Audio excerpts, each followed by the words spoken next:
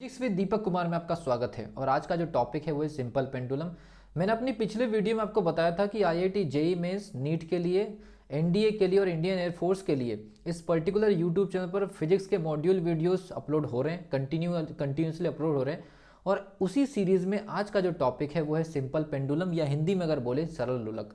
अगर आप IIT JEE mains की प्रिपरेशन कर रहे हैं या नीट की प्रिपरेशन कर रहे हैं तो इस वीडियो को लास्ट तक देखिए, क्योंकि इस वीडियो को देखने के बाद आप स्टूडेंट्स को किसी भी टॉपिक को किस लेवल पर जाकर के पढ़ने की रिक्वायरमेंट होती है इन एग्जामिनेशन में, उसका नॉलेज हो जाएगा। और मैं काफ़ी डेप्थ में पूरा का पूरा एनालिसिस लेकर के जा रहा हूँ। और कितनी सारी चीज़ें होती है एक टॉपिक के अंदर। कभी कभी होता है कि स्टूडेंट ऊपर ऊपर चीज़ें पढ़ लेते हैं और उसको ये लगने लगता है कि ये टॉपिक उसका परफेक्ट है, लेकिन आप इस वीडियो को लास्ट तक देखिए। इस वीडियो को लास्ट तक देखने के बाद आपको जो नॉलेज होगा कि एक टॉपिक के अंदर कितने टाइप के क्वेश्चन बन सकते हैं। और आज इस वीडियो में मैं डिटेल में सिंपल पेंडुलम को इसलिए पढ़ा रहा हूं ताकि आप लोगों को आईआईटी जेईई मेंस या नीट या इंडियन एयरफोर्स या एनडीए जैसे एग्जामिनेशन में कितने वैरायटीज के क्वेश्चन बन सकते हैं इसका नॉलेज हो जाए। तो चलिए स्टार्ट करते हैं। लेकिन आगे बढ़ने से पहले मैं आप लोगों से रिक्वेस्ट करना चाहूंगा कि चैनल को सब्सक्राइब कर लीजिए, बेल आइकन को प्रेस कर लीजिए। और अगर वीडियो को अगर आपको वीडियो अगर अच्छी लगती है इस पर्टिकुलर यूट्यूब चैनल पर, तो आप सबसे पहली चीज़ तो वीडियो को शेयर जरूर करिए, ताकि आप लोगों के शेयर करने से हमें जो मोटिवेशन मिलेगा और बेहतरीन क्वालिटी कंटेंट आप लोगों के लिए लेकर के आएंगे। और आज का जो टॉपिक है वो है सरल लोलक या सिंपल पेंडुलम। सबसे पहली चीज, सिंपल पेंडुलम में किसी पेंडुलम को या किसी बॉडी को या किसी बॉल को किसी रस्सी की सहायता से, किसी रोप की सहायता से टाई अप करके, बांध करके ऐसे फ्रीली सस्पेंडेड कर दिया जाता है, फ्रीली छोड़ दिया जाता है। उसके बाद हम उसको दोलन कराते हैं। दोलन मतलब उसका ओसिलेशन कराते हैं। इस प्रकार से जब ओसिलेशन होता है या दोलन होता है तो पॉइंट ए से लेकर के पॉइंट बी तक के, जब याद रखिए अब यहाँ पर ये आपकी अप्रोच शुरू होती है प्रिपरेशन की। सबसे पहली डेफिनेशन आती है कि इस बॉडी का जो वेट होता है W is equal to mg। Rope में जो टेंशन होता है कैपिटल T, ठीक है भी। इसके अलावा इसको बोलते हैं हम माध्य स्थिति या इक्विलिब्रियम कंडीशन। सी पॉइंट को अपन क्या बोलेंगे? माध्य स्थिति। ओ पॉइंट को हम बोल देंगे टाई अप पॉइंट, जहां से रस्सी बंधी हुई है, ठीक है भी। एक और चीज, यहां से लेकर के यहां तक भी ये रस्सी है, एक्चुअल में डैश लाइन में दिखाई दे रहा है आपको, इस तरफ भी वही है। तो पॉइंट ए से हमने क्या काम किया, इसको पॉइंट ए तक के लेकर के और इसको छोड़ दिए। तो पॉइंट ए से लेकर के पॉइंट बी तक, मतलब ए से लेकर के बी और बी से लेकर के ए वापस आने में जो लगा समय होता है उसको हम क्या बोलते हैं? कैपिटल टी, टाइम पीरियड या आवर्तकाल। और उसकी वैल्यू जो होती है वो होती है 2π√L/g। याद रखिए, मैं यहाँ पर आपको फॉर्मूला याद नहीं करवा रहा हूँ। जो मेन जो बेसिक जो फैक्ट है पहले उनको हम निकाल लेते हैं, उसके बाद फिर उनका एनालिसिस करते हैं। उसके बाद फिर आपको एक लेवल पर लेकर के जाऊंगा कि एक्चुअल में एनालिसिस करने की टेक्निक क्या है। और अगर आप ये टॉपिक को आप पूरा देखते तो आप देख लीजिए कि वेराइटीज आपको पता चल जाएगी, ठीक है।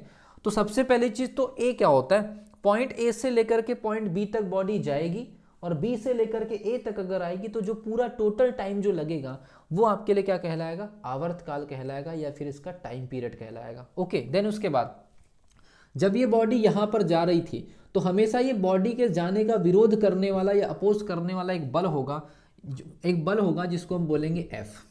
और उस बल को हम F को बोलते हैं रीस्टोरिंग फोर्स, या अगर हम बात करें हिंदी में अगर बात करें तो उसे हम बोलते हैं प्रत्यानयन बल। ये जो प्रत्यानयन बल होता है हमेशा बॉडी को बीच में लाने की कोशिश करता है, और इसकी जो वैल्यू होती है वो होती है mg sin थीटा।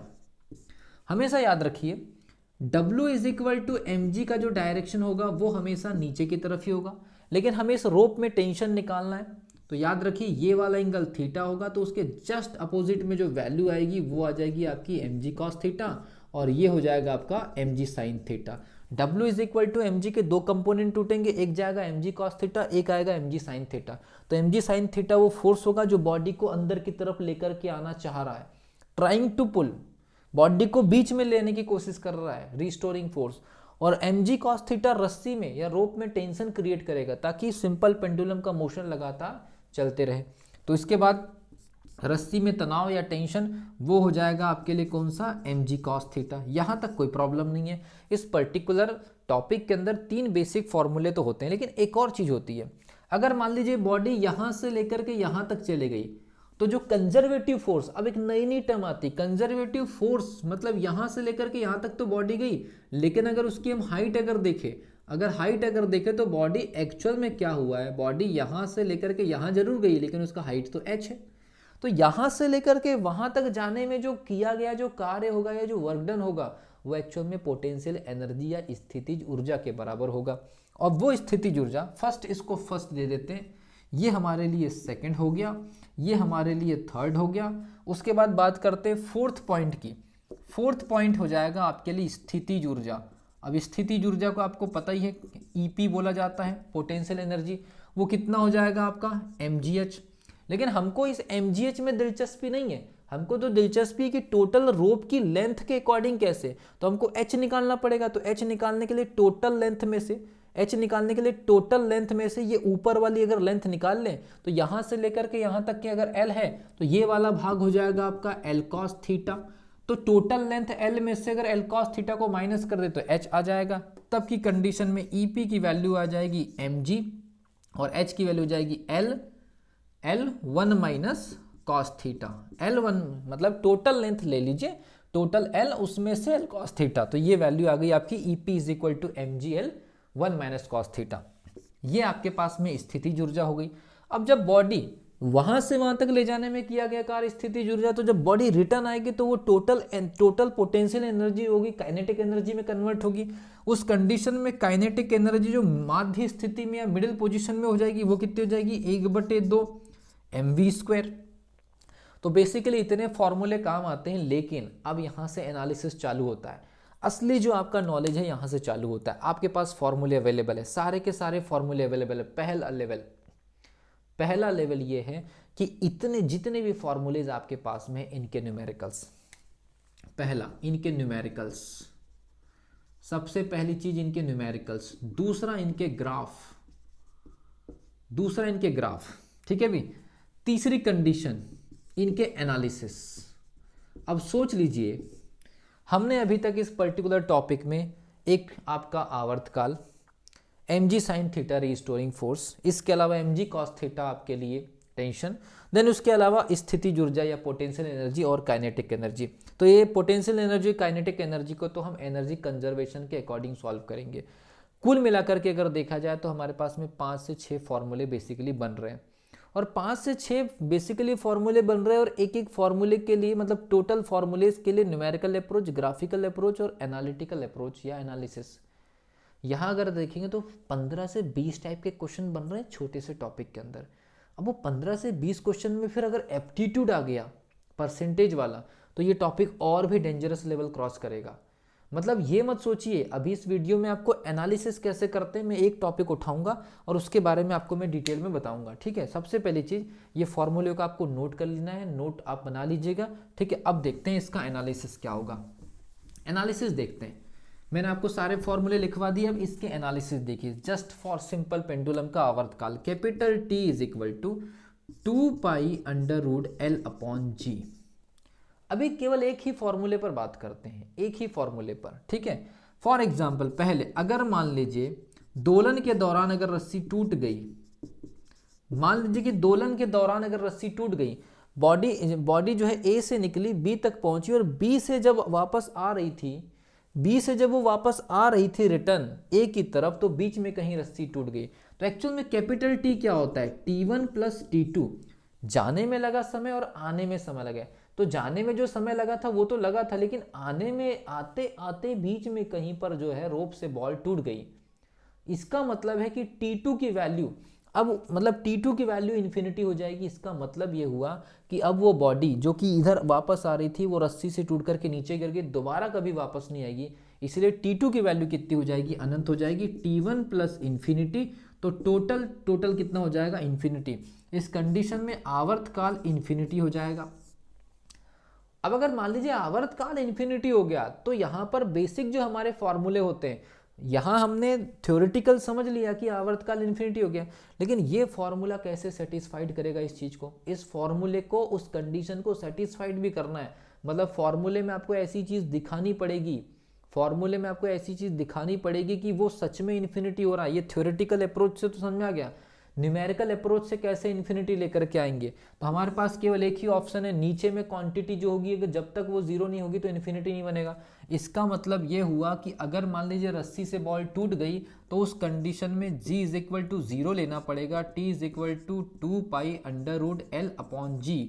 अब अगर g की वैल्यू अगर हम जीरो रख दें तो L/0, तो capital T is equal to कितना हो जाएगा? इन्फिनिटी। लेकिन फिर बात ये आती है कि आपने अपनी ही मर्जी से g को क्यों जीरो मान लिया, जबकि ये तो पूरा का पूरा प्रैक्टिकल अंडर ग्रेविटेशन चल रहा है, ग्रेविटेशन के अंडर चल रहा है। मतलब ये जो रोप है, जो छत है, उस पर्टिकुलर छत से तो रोप बंधी हुई है, तो यहाँ पर आपने जी को कैसे जीरो मान लिया? तो याद रखिए यहाँ पर ग्रेविटेशनल एक्सेलरेशन जीरो नहीं हुआ है, यहाँ पर रस्सी में तनाव जीरो हुआ है। और रस्सी में तनाव mg cos थीटा, रस्सी में तनाव जीरो हो गया, mg cos थीटा। तो याद रखिए mass is not equal to zero, cos theta is not equal to zero, but g is equal to zero.